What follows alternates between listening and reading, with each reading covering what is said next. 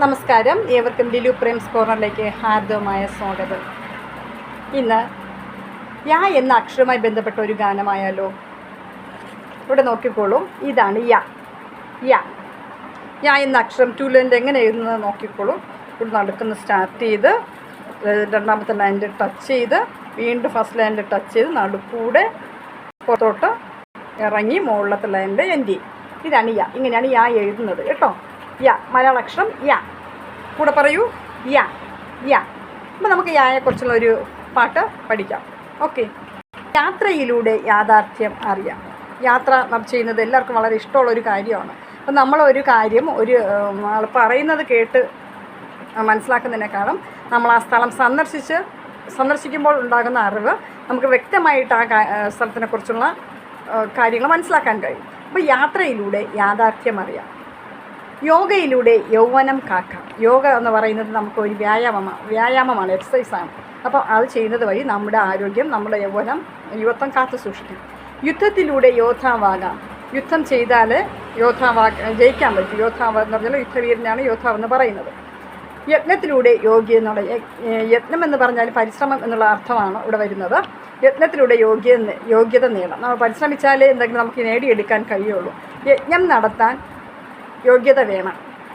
യജ്ഞം നടത്തണമെങ്കിലും, യജ്ഞം എന്ന് പറഞ്ഞാൽ ഒരു ആരാധന രീതിയാണ്. അപ്പോൾ യജ്ഞം നടത്തണമെങ്കിലും നമുക്ക് എന്തൊന്ന് വേണം? യോഗ്യത വേണം. യാഗം എന്ന് പറഞ്ഞാലും യജ്ഞം എന്ന് പറഞ്ഞാലും സെയിം മീനിങ് ആണ് കേട്ടോ. അപ്പം യാഗം നടത്താനും എന്തോന്ന് വേണം?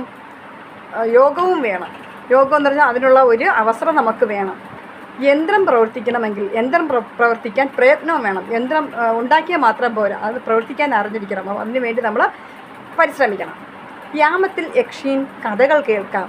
യാമം എന്ന് പറഞ്ഞാൽ രാത്രി ഒരു സമയത്തിന് യാമം എന്ന് പറയുന്നത്. അപ്പോൾ ഈ രാത്രിയിൽ നമുക്ക് യക്ഷിയുടെ കഥകൾ കേൾക്കാം. അപ്പോൾ രാത്രി എല്ലാവരും ഉറങ്ങാൻ സമയത്ത് അമ്മമാരുടെ കഥകൾ പറഞ്ഞു പറയത്തില്ലേ?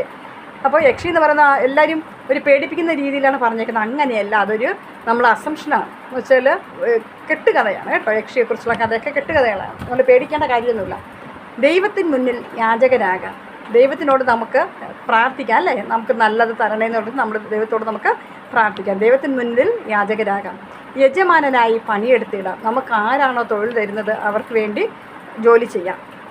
അവർക്ക് വേണ്ടി മാത്രമല്ല, നമുക്ക് വേണ്ടി കൂടെയാണ് നമ്മൾ ജോലി ചെയ്യുന്നത് കേട്ടോ. നമുക്ക് ജീവിക്കണ്ടേ? അപ്പം തരുന്ന ആൾ എപ്പോഴും നമുക്ക് തൊഴിൽ തരുന്ന ആൾ യജമാനാണ്. ഓക്കെ. വിവേകത്തോടെ പ്രവർത്തിച്ചാൽ യൗവനകാലം യുവത്വമാക്കാം. നന്നായിട്ട് നമ്മൾ ചിന്തിച്ച് എപ്പോഴും ഓരോ കാര്യങ്ങളും നല്ല ബുദ്ധിയോടുകൂടി ചിന്തിച്ച് നമ്മൾ പ്രവർത്തിക്കണം. എന്നാൽ നമ്മൾ ആപത്തിലൊന്നും വീഴാതെ നമ്മുടെ ജീവിതകാലം നമുക്ക് സന്തോഷമുള്ളതാക്കി തീർക്കാം. അപ്പോൾ നമുക്ക് പാടിയാലോ? യാത്രയിലൂടെ യാഥാർത്ഥ്യമറിയാം, യോഗയിലൂടെ യൗവനം കാക്കാം. യാത്രയിലൂടെ യാഥാർത്ഥ്യമറിയാം, യോഗയിലൂടെ യൗവനം കാക്കാം.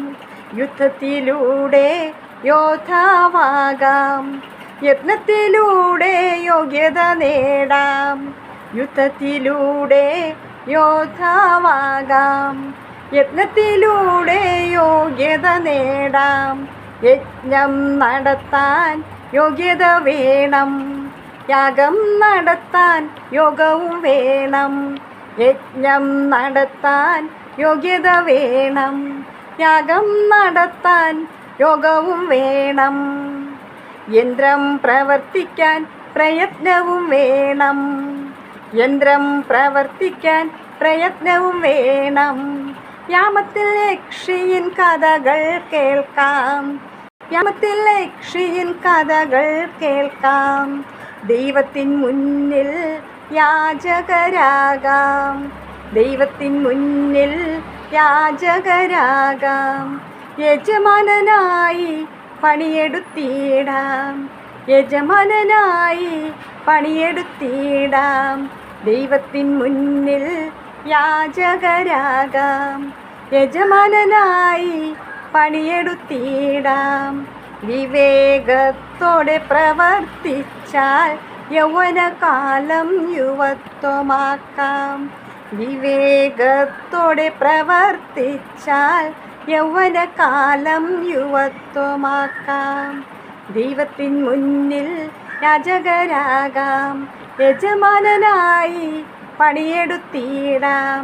വിവേകത്തോടെ പ്രവർത്തിച്ചാൽ യൗവനകാലം യുവത്വമാക്കാം, യൗവനകാലം യുവത്വമാക്കാം. ഓക്കെ, ഈ പാട്ട് എല്ലാവർക്കും ഇഷ്ടമായെന്ന് വിശ്വസിക്കുന്നു. അപ്പോൾ എല്ലാവരും കേൾക്കുകയും പാടുകയും പഠിക്കുകയും അഭിപ്രായങ്ങൾ രേഖപ്പെടുത്തുകയും ചെയ്യണം കേട്ടോ. അടുത്ത വീഡിയോയിൽ കാണുന്നവരെ ബൈ.